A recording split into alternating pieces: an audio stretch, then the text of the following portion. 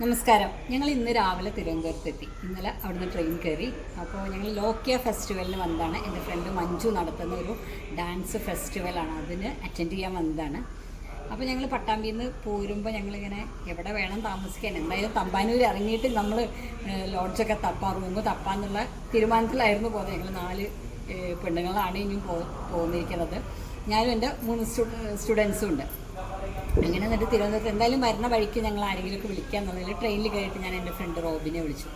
എന്നിട്ട് റോബിനോട് ചോദിച്ചു, ഞങ്ങൾക്ക് ഇങ്ങനെ ഒരു റൂം വേണം താമസിക്കാൻ. അപ്പോൾ ഞങ്ങൾക്ക് എന്താ വെച്ചാൽ 4 പേര് ഒരു റൂമിൽ തന്നെ നിൽക്കണമെന്നുണ്ട്, പേടിയുണ്ട്. കുറച്ച് വേറെ ഇവരൊക്കെ കുട്ടികളല്ലേ, ഞാനാണ് സീനിയർ.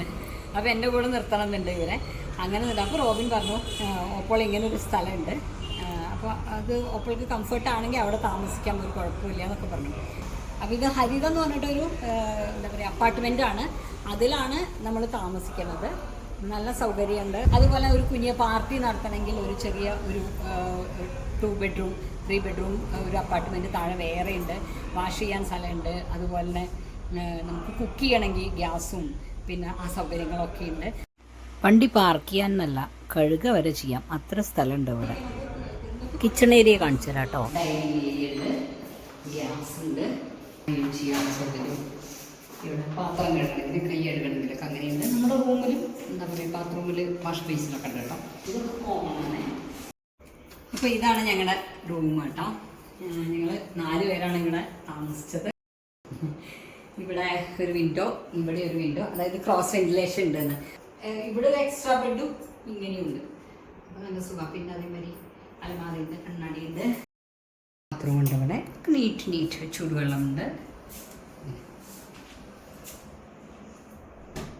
എല്ലാ സൗകര്യങ്ങളും ചെയ്തു തന്നു. ഇവർ ഫുഡ് വേണമെങ്കിൽ ഫുഡ് എത്തിച്ചു തരും, പക്ഷെ നമ്മൾ പുറത്ത് പോയി കഴിക്കുകയായിരുന്നു. അതുപോലെ പുറത്ത് കിച്ചൺ കണ്ടില്ലേ. അപ്പോൾ thank you Robin, Shroff, Raj, എല്ലാവരോടും താങ്ക് യു. ഇങ്ങനൊരു നല്ലൊരു അക്കോമഡേഷൻ ഞങ്ങൾക്ക് ഒരു ഹോംലി ഫീലിൽ, അതാണ് നമുക്ക് അത്രയും പ്രൈവസി ആയിട്ട് നല്ല രസമായിട്ട് ഞങ്ങളിവിടെ 3 ദിവസം ഒരു ബുദ്ധിമുട്ടുമില്ലാണ്ട്, ഞങ്ങൾ ലേഡീസാണ്, യാതൊരു ബുദ്ധിമുട്ടുമില്ലാണ്ട് ഞങ്ങളിവിടെ താമസിച്ചു. അപ്പോൾ ഞാൻ ധൈര്യമായിട്ട് നിങ്ങൾക്ക് ആർക്ക് വേണമെങ്കിൽ ഇവിടെ റൂം എടുക്കാം.